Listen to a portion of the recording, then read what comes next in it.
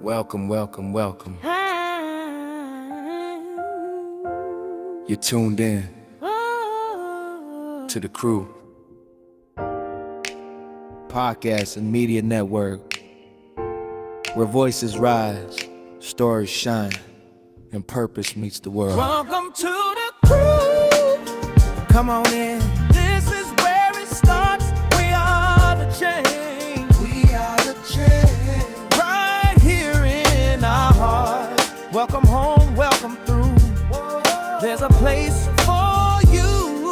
The Crew around the world, lifting every voice too. We make space for the voiceless, hope for the undeserved. Real talk, real stories. Every voice deserves to be heard. Streaming live, we on the move. Facebook, Twitch, Kick, YouTube. From the mic to the nations, we build transformation. Change begins with us. Faith, purpose, power, trust. Seen around the world tonight. The Crew shining bright. Come on in and this is where it starts. We are the change. We are the change. Right here in our hearts. Welcome home, welcome through. There's a place for you. The Crew around the world, lifting every voice too. Tune in nightly, Sunday through Thursday, 8 p.m. Eastern time. Miss the live, catch the replay, 15:20.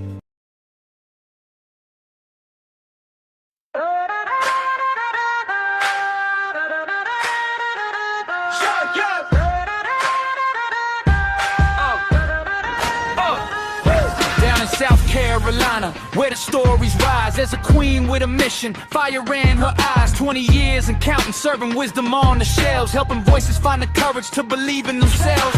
She opens up the pages, lets the hidden stories shine. Black and brown author stepping boldly into time, with a mic and a message. She's changing the scene. Everybody knows her name. She's a literary queen. From the library shelves to the podcast stream, you lift every author, you wake up a dream. Tuesday night at 8 and the room leans in. Patrice, Grimball, let it all begin. And Scbookgal, keep shining your light, lifting up the authors, bringing stories to life. Patrice, Grimball. We see your dream, literary queen, literary queen. Scbookgal, let the whole world see Patrice, Grimball. your legacy. From the page to the air, you set it free. Literary queen, literary queen.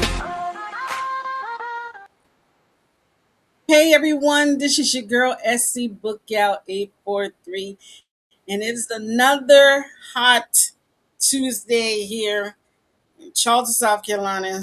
And Lord knows when I say hot, I mean hot. But it is what it is. But how are you guys? Hey, me,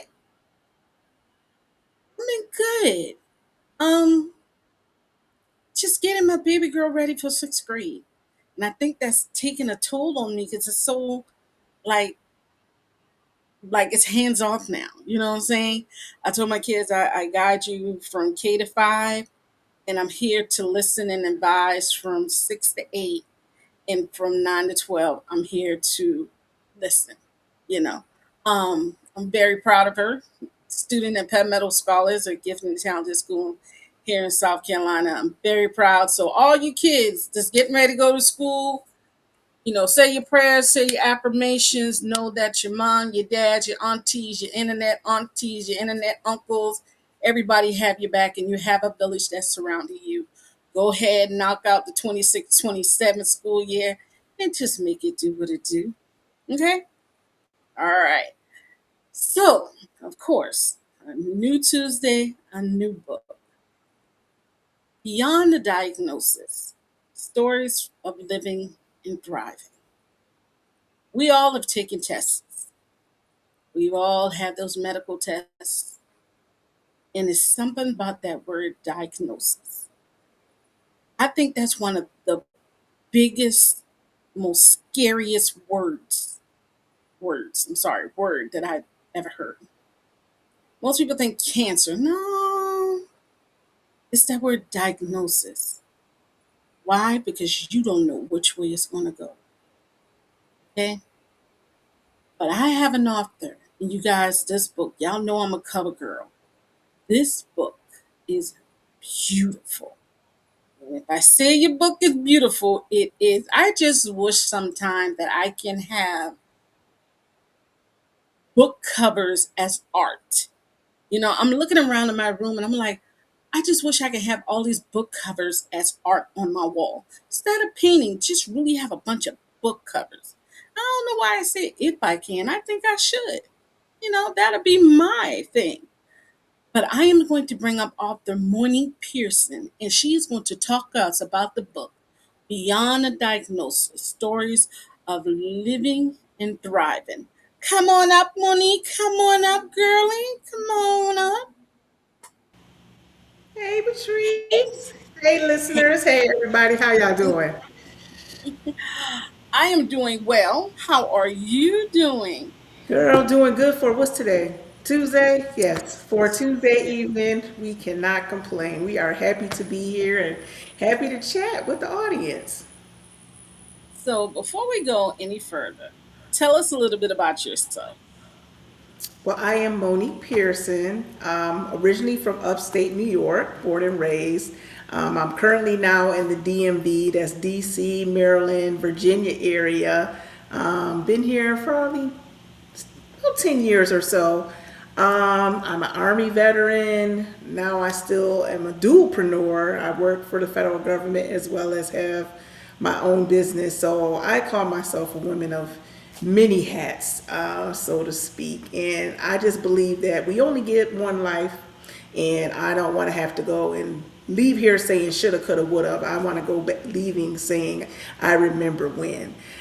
So that's important to me that we maximize each day in operating in the gifts that God has given me. So I just have a zest for life, for real, for real. Now, I like that because, we all got the 50 million hats. I'm going to ask, how did you keep it organized? Woo, I'm a written person. Like I keep my calendar in my phone. I have my paper planner. I think before we got started, I had my little board for a quarter. Like I'm a person I love writing stuff down. To me, that actual writing it down, I don't know, gives me and be able to check it off gives me a sense of satisfaction. So there are multiple stop gates in place that I'm able to manage, and I pretty much plan out my day from the beginning. I take the time block on being able to keep things going, and then plus being able to have help like assistance, because I would not be able to be successful by trying to do everything by myself. Well, see, my assistant, she ain't no help. I mean, all What she how's really your do is assistant then? feed. She's 11. I don't have to pay her, but I mean, good God, at least she can help. No, I'm just kidding. I have tried that. Writing it all down does not work for me. Yeah, I guess everybody got to figure out what's their best method. I don't know. That has always been my thing, the checklist. And if it ain't broke, don't fix it. So that has been working for me for over 30 years, and I'm going to keep riding with it. I'm gonna have to try that again. I mean, I got a planner. It's like right here looking at me, but I still don't even pay no attention. Cause Put I'll it go in the on room. your phone. Like that, everybody carries their phone everywhere they go and put in alerts on it, like this and this. I don't know. I guess you got to play Yeah, with that, what works best for you. that is a good idea to put it in my phone. That's a lot, but I'm gonna try. I'm gonna try. I'm gonna try to do better. Okay, what made you want to become an author? I mean, all the hats you have, you threw author in there. Why? Uh, it wasn't intentional, to be honest with you. Um, Okay. I started my business, Soaring Without Limits Enterprises, like during the pandemic. And once the world opened up and we were able to travel, I I guess, inadvertently put into a coaching position trying to give women courage and overcome their fears about traveling internationally, because many that I work with had not been out the country and they wanted to, but they were stopping themselves because of the fears. So I found myself in the coaching lane, inadvertently working with them to get them over that. And I had so many people come to me as asking questions. So I was like, you know what? Instead of just limiting my advice and my experiences to just the people who I'm able to touch as clients, why not write a book to be able to get this out there? So that is how Take That Trip Girl, the Ultimate Bucket List Journal, got started in 2022, which was my very first book. Okay. Now, I would be one of those women. I've only been on the plane twice. That's to go and come back. Well, actually, yeah, that'll be 3 planes. Not my deal. What I, turbulence that stopped you? no, I am okay. So I am about to give y'all big revelation. I am definitely afraid of heights. Oh, Like when I'm telling you guys, it's I can walk up a flight of steps. That's it.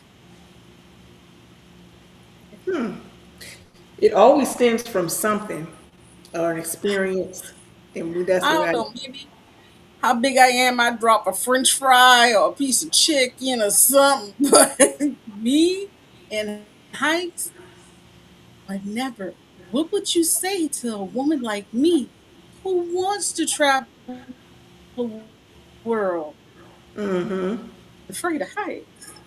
That's what I said. I would have to get to the root cause. Most of our fears stem from an initial incident, and then we are trapped in whenever that time frame came and have not been able to walk out. I see it as somewhat similar to therapy, having to get to the root of what their trauma started. So we'll have to start there as to what is your earliest memory of the fear of heights?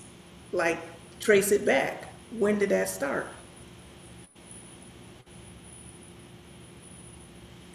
We might have to talk after this because, tell you the truth, I have no idea. I Well, can't. Okay, you. yeah, if you don't know the root cause of an issue, how are you going to be able to overcome it?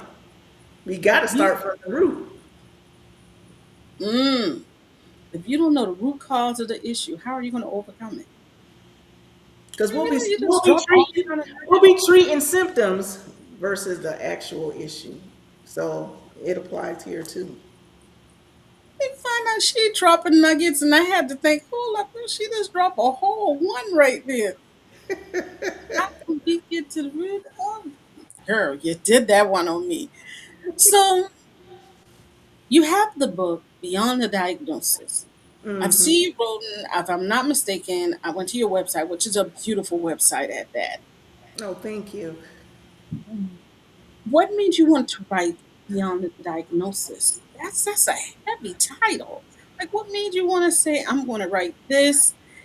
And it looks like it might be for women only, but you know me, I don't like to put it in a gender type. But what made you want to write this one? Well, that was personal for me. April 8th, 2024, I was diagnosed with multiple sclerosis. So even at the onset of that diagnosis, being a woman of faith, I said, God, I know that this is going to be bigger than me and that you're going to use this in a positive way. What it was, I didn't know at the time, but I knew innately that this something positive was going to come from this diagnosis. So probably a year and a half later, it was finally revealed to me what that purpose was. And that was to get other women who also are walking out this journey with autoimmune disorders, chronic illnesses, and share their stories, because I know the power that comes in testimony and having others being able to have someone who they can relate to. And like, if she was able to overcome this, I can too. Somebody has to be that flag post, be that example, who be willing to put themselves out there where most people have a diagnosis, possibly they'll shut down, that life is over for them. And I don't know why, but for me, it fueled me to have like, okay, I can't take any day for granted. And it just motivated me to truly walk this thing out and be able to be a resource for other women who may be newly diagnosed or who doesn't have a community. So I wanted to be that person to be able to give them that. And you know what? That's so true because, um, like I said, that word diagnosis is very, very scary. And then I think people take that and they start to shut down. I've had a friend of mine, um, I won't even say a friend of mine, I'll go more recent. A family member of mine found out that he had cancer. Okay.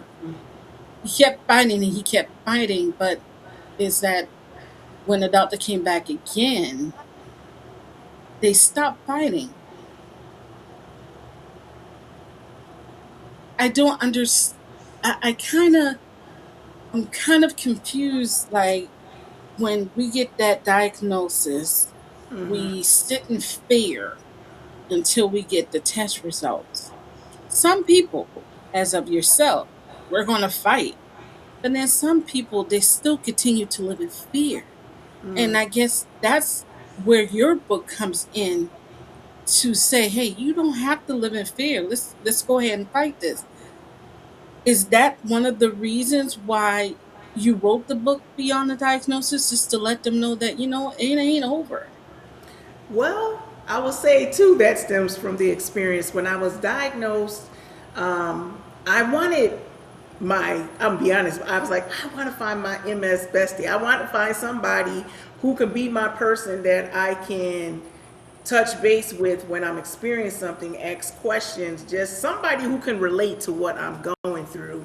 And I was referred to some of the larger organizations, and I did not relate to the people in there. Majority of them were sharing what they couldn't do, what was stopping them. All I heard was the negative aspect. And for a person like me, don't tell me what I can't do, show me what I can, or what can I do to adjust to be there. So I was like, if I'm experiencing this and can't find my tribe, then I'm sure there are others who are experiencing this as well. So I was like, I'm going to be intentional about making a tribe, about letting other women know who possibly can't see the positive side of this diagnosis, that here are 8 other women who are walking out various journeys of their own, but yet are still thriving nonetheless beyond what is associated with their health. Okay, so you said 8 other women. Are there others that have co-written this book with you? Right. It is an anthology project. So it's Oh, myself and 7 other co-authors who have been brave enough and willing enough, and I thank them all for their yes, to come in and share their stories. so how was it building that sisterhood and everybody writing their chapters and telling their testimony? Like, how did that feel? I would say this is a journey. This is my first anthology. I've written 3 books by myself, so this was my first anthology project. And finding the women, I think initially was the challenge, like really having to sit and talk, because that's asking someone to possibly expose like some of their most vulnerable moments, and they have to feel safe. And I remember each individual author like having an hour or 2 conversation with each of them, and I wanted to know their journeys. And listening to them, I was like, do you see the strength in what you've overcome, where you are? And if I can feel that, I can sense that, imagine how many women you're gonna bless who are able to share your story. So for me, it was an honor to be able to be trusted.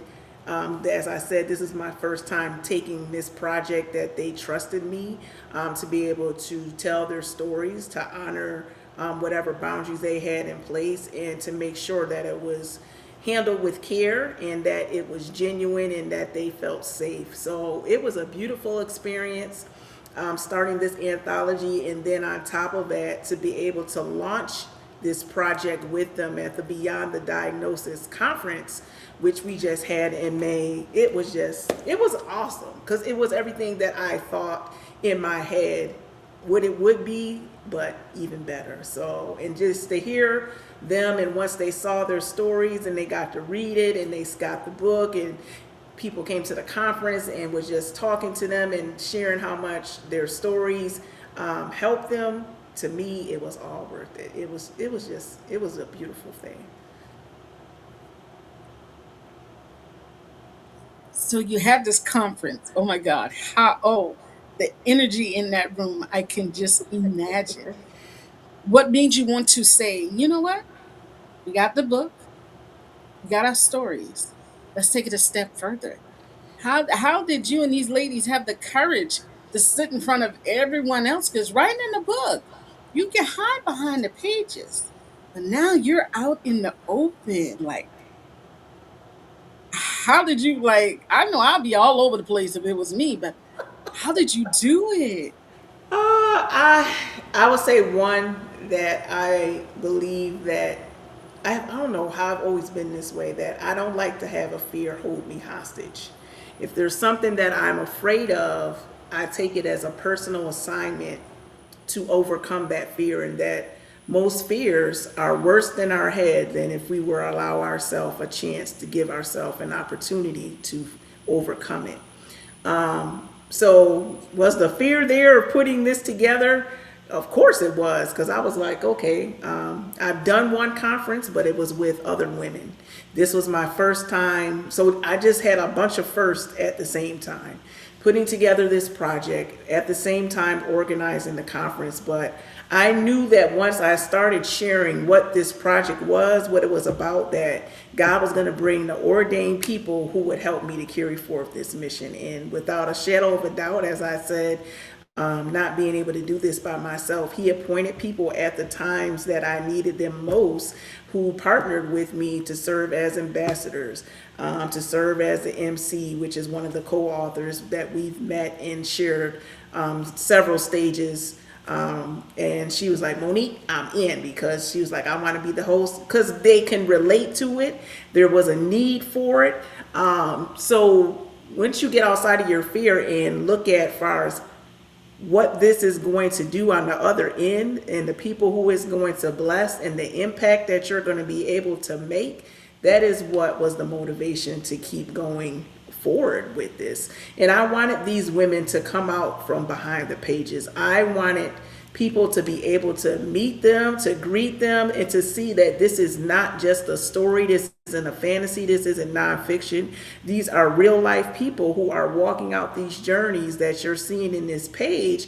And I wanted them to be able to make that connection, and for people who were in the audience and who participated to know that it's possible for you as well. And here is a visual depiction of live and in person, from beyond the page to the stage, to be able to see these women in person and be able to connect with them. I think that was important for me, to be able to be and have us be those images that this is truly possible. It's not a dream. Yeah, it's something when you see it in person. It's like a little extra light to the fire when you see that person in person. I totally understand. Yeah, So like it's since got to be in the room. The difference between watching church online and being in the building is the same concept to me. There's something you just can't get unless you're in the room. you're right, you surely is right. There is that's a big difference. You hit the nail on the head with that one. Because I'm talking to my dog. Why do we have to go to church in person?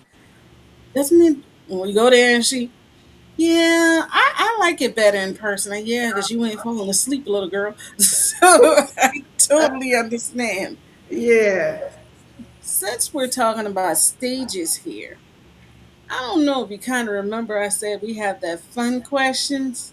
Yes, Hmm. ma'am, I remember. Yeah, it's time to come on in the hot seat, girly. It is time. It is time. I ain't never scared. Go ahead. Oh, oh, okay, now I see you. I see you. So We were dealing with Lifetime Movie Network, but then you know what, you guys? I just discovered All Black. Okay, That's a I TV looked at station. one. It's a actual TV channel. It's called Oh, All Black. okay. I was looking at this. It was Chloe and Wendy, Wendy and Chloe, something like that. Yeah, it's all right, but it's in the middle of the night and I can't sleep, so I need something to look at on TV. But we usually talk about Lifetime, but I want to bring it to us. Okay, Mm-hmm. All Black said, you know what? We love you both. Okay, we want to have documentary with you and the ladies. We need to get someone to be able to help us put this documentary on. Who would you give the honor of being your assistant putting this documentary on? Have to be, okay, someone that has playwriting skill or an fellow author. Who would you choose and why did you choose that person? This is your right hand man that's going to help you bring your book to the screen. Who would you choose? Yeah, you said they have to be a playwright and a Playwright. fellow author. So we could say Shonda Rhimes, Ava Oh, Duvall. you know who? Oh, What's her name? Ava DuVay. What's the lady? Duvet. That's Yeah. when you started talking. Boop, her brain was already popped in my head, and it's so funny that you mentioned documentary. Ooh, I know that's confirmation because God revealed that to me the last podcast that I was on. She was like, "Monique, I see a documentary for you." So you're the third person who told me that. So I know that that is going to be the next flow of succession that's going to happen. Well, the Bible say out of the mouth of two or three witnesses, let my word be established. Hmm. So, why did you choose Miss Ava? I just think, far as the authenticity of her storytelling, what's the show where they had the sugarcane fields? Oh my gosh, you know which one I'm talking about? With the two What's sisters, and then the father passed, and then the brother, and he was raising the farm. Oh my gosh, I can't think of the name, and I see his face. You know what I'm talking about? That show? the two sisters? Queen Sugar. Queen Sugar.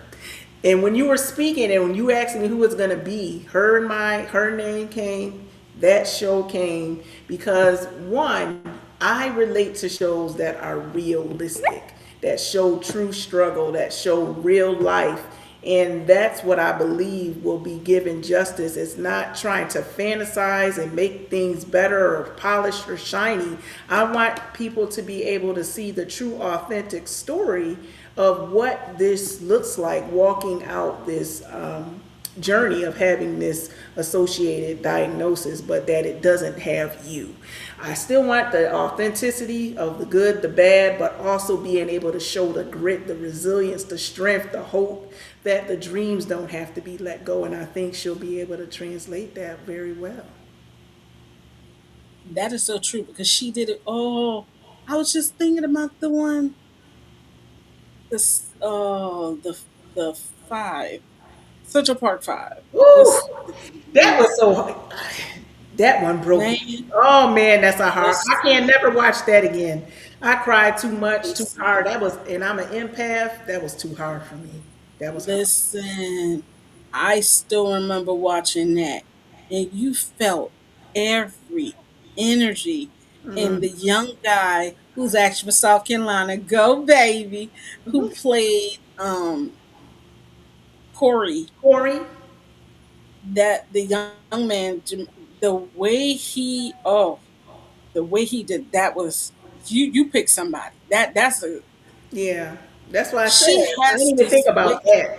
But that story, whoo, Lord, that and was. Woo. she did another one, didn't she? Do the four? Is it a 1409 70 something something project? She did that one too. She does a lot of documentaries that have to do with real life issues that has happened. as into, and I'm gonna say it like this, you guys, and if you got a problem with me saying it like that, oh well, that has happened to our people. So applauding for that choice. Yeah. So now we have Ava, we have you. You know, all documentaries have to have, or even movies, have to have a theme song. When you first had your book in your hand, you could think of a theme song for the first time you laid your eyes on the completed project. What would that theme song be and why? Well, my theme song has been for the past 2 years, Building Something. I don't know the artist's name.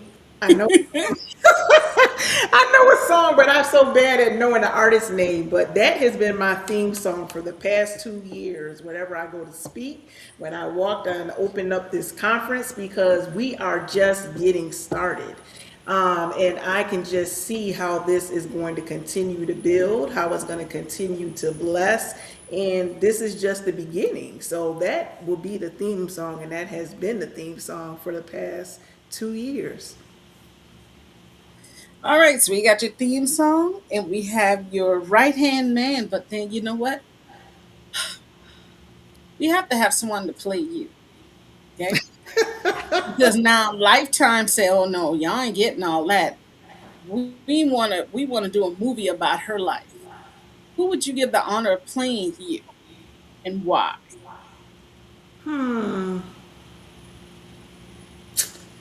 Well, the person that's bringing, and that for I always got to go with my first thought is Sanaya Lathan. You know, I ain't hear her name in a good minute. Yeah, because I want Oh, it to truly, I want the casting to be somewhat. I hate when you know it's based off a biopsy and this person doesn't even have any resemblance, because I feel like you can't get into the role. So, and that's also close and similar in age. And then going off of her acting chops. So yeah, she's the person who popped in my mind. So that would be my person. yes, because her in Disappearing Acts and then her and the Best Man Holiday are like two different people. Yeah, so I said each role I see her, I don't see her in her She, previous one. She's able to morph into what that character calls for. yes. Well, you know you have to give us the rundown because my understanding is you got some events coming up pretty soon. And you got some websites and some social media pages. So, how about you go ahead and give us the rundown so we can follow you and purchase your books or even come see you in person? Yes, ma'am. So everyone can reach me on all social platforms: Facebook, Instagram, TikTok, LinkedIn, as Monique Pearson. Or you can go to the business page, which is Soaring Without Limits Enterprises.